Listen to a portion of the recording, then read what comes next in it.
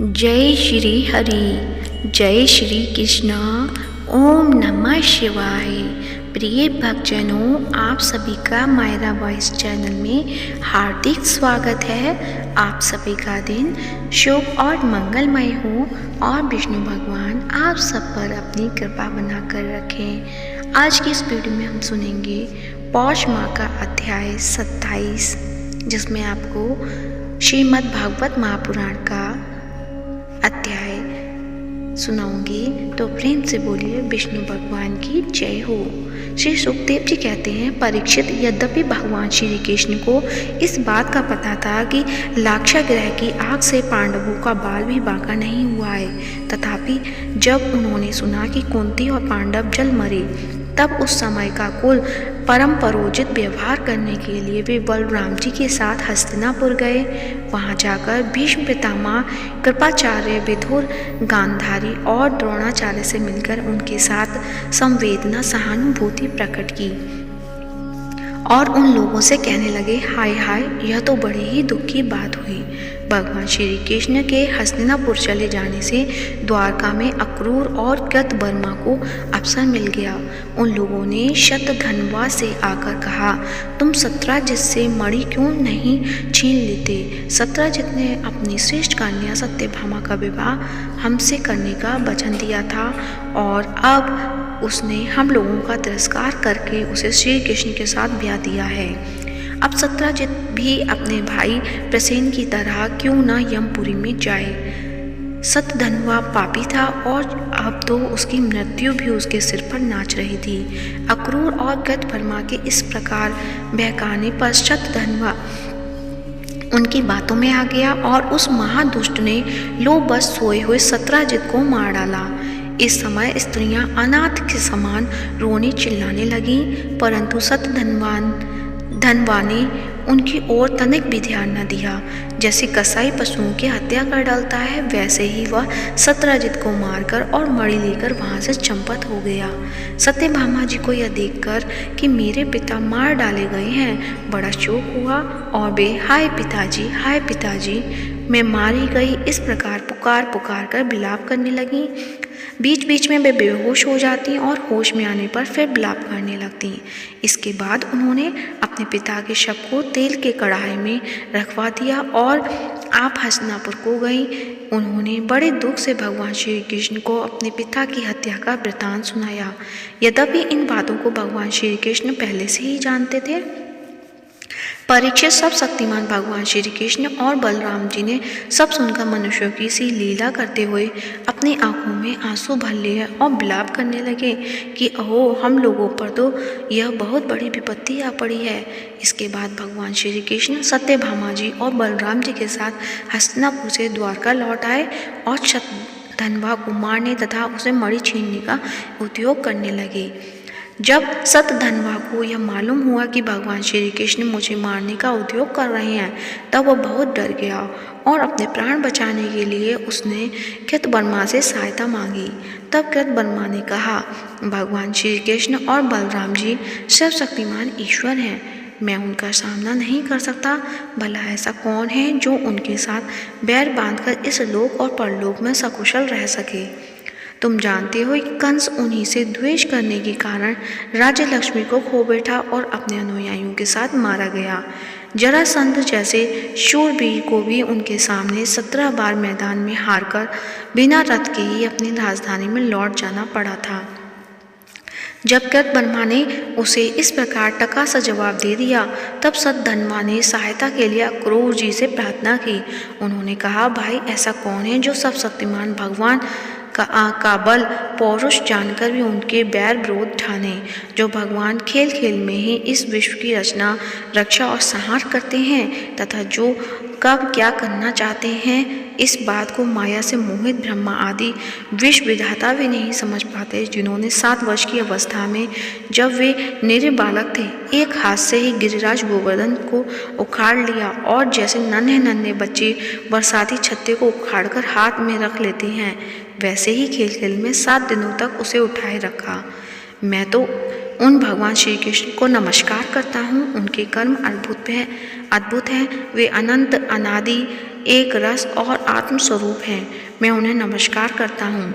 जब इस प्रकार अक्रूर जी ने भी उसे कोरा जवाब दे दिया, तब सद्धनवान ने इसे मंतक मणि उन्हीं के पास रख दी और आप 400 कोस लगातार चलने वाले घोड़े पर सवार होकर वहां से बड़ी फुर्ती से भागा। परीक्षित, भगवान श्री कृष्ण और बलराम दोनों भाई अपने उस रथ पर सवार हुए जिस पर गरुड़ चिन्ह से चिन्हित ध्वजा फहरा रही थी और बड़े बेग वाले घोड़े जुते हुए थे। अब उन्होंने अपने स्वसुर सत्राजित को मारने वाले शतधन्वा का पीछा किया। मिथिलापुरी के निकट एक उपवन में शतधन्वा का घोड़ा गिर पड़ा। अब वह उसे छोड़कर पैदल ही भागा। वह अत्यंत भयभीत हो गया था। भगवान श्री कृष्ण में क्रोध करके उसके पीछे दौड़े।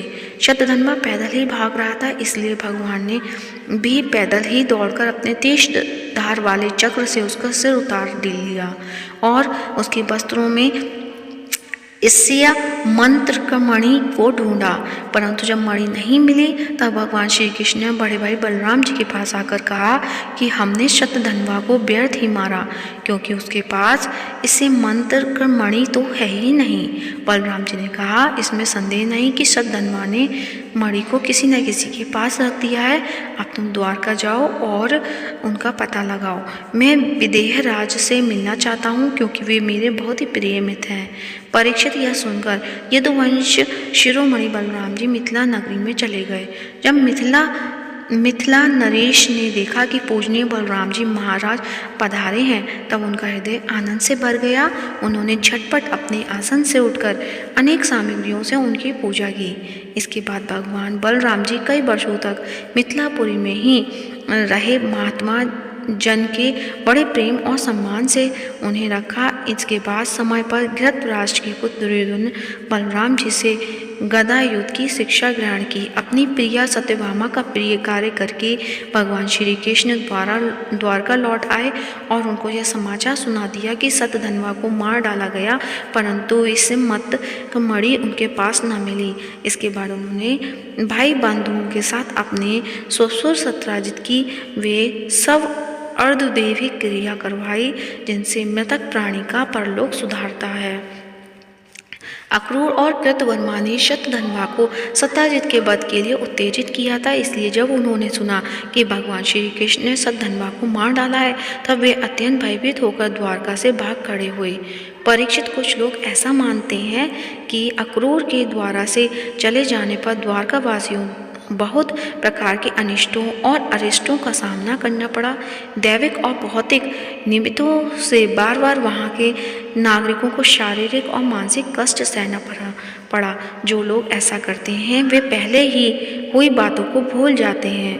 भला यह भी कभी संभव है कि जिन भगवान श्री कृष्ण ने समस्त ऋषि मुनि निवास करते हैं, उनके निवास स्थान द्वारा में उनके रहते कोई उपद्रव खड़ा हो जाए।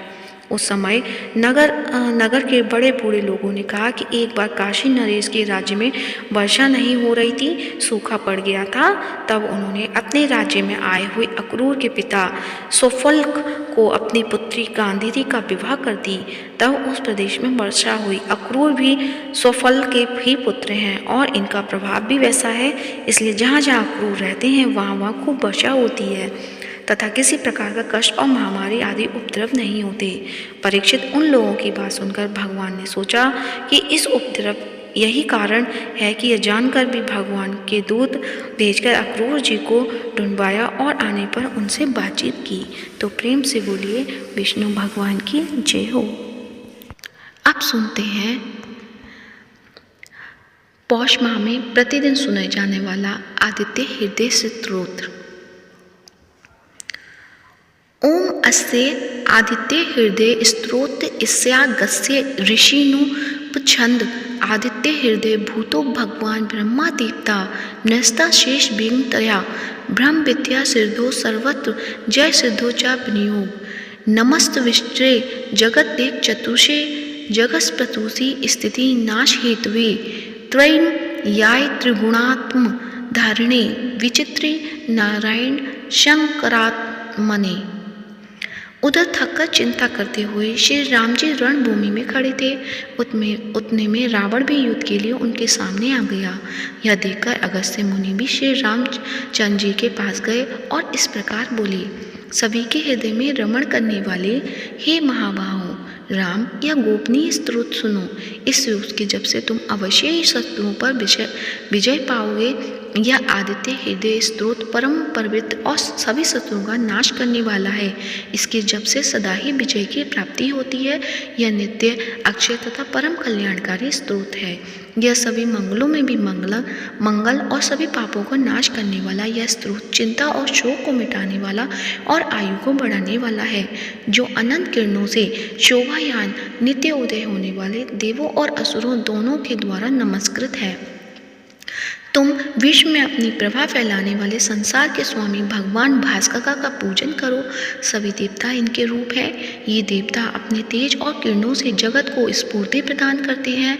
यही अपनी किरणों से देवता और असुरगण आदि सभी लोगों का पालन करते हैं। यही ब्रह्मा, शिव, स्कंद प्रजापति, इंद्र, कुबेर, काल, समय, यम, चंद्रमा, वरुण आदि को प्रकट करने वाले हैं।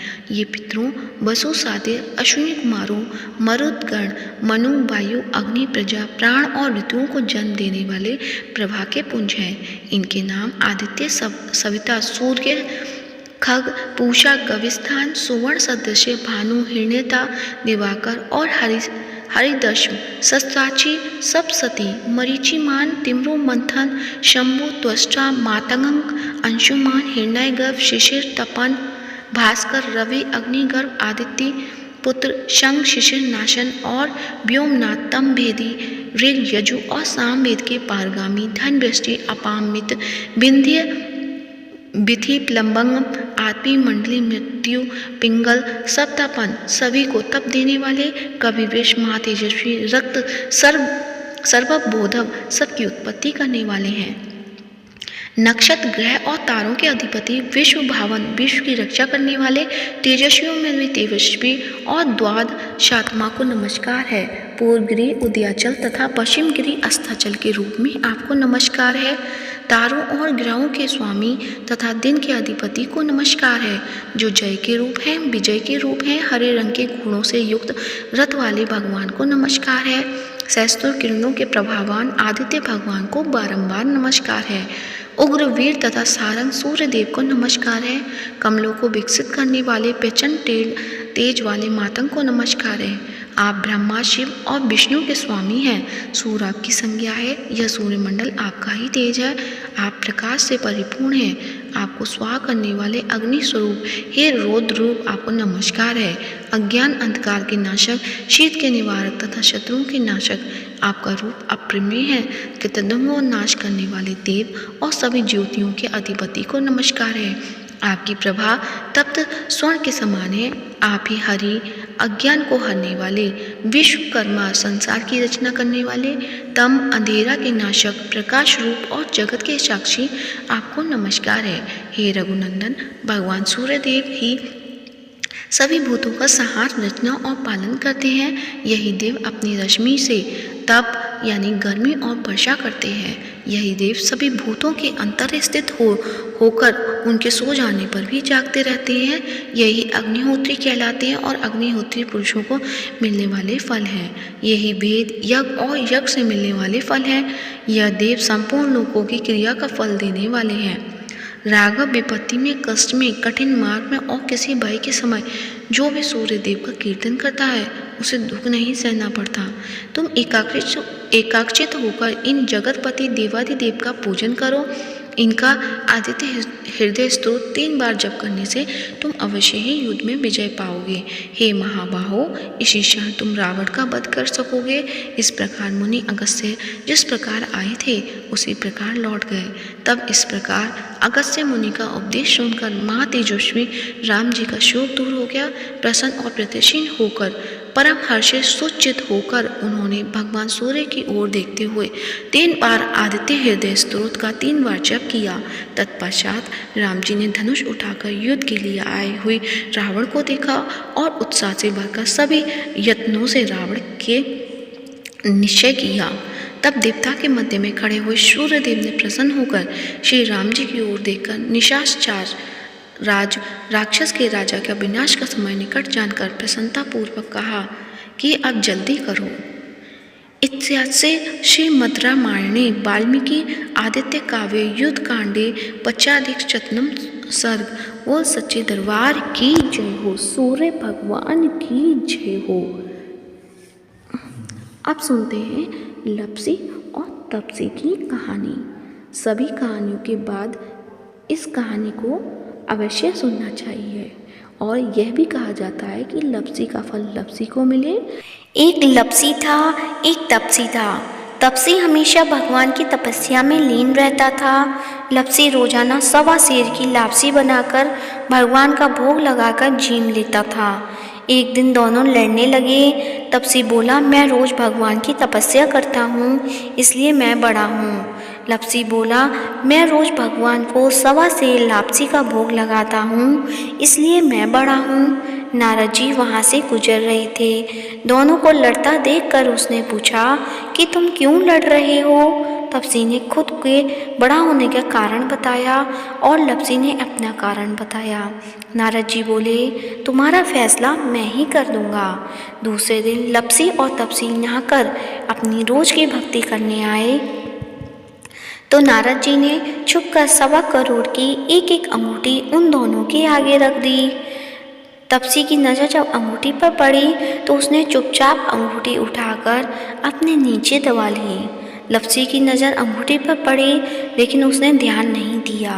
भगवान को भोग लगाकर लापसी खाने लगा।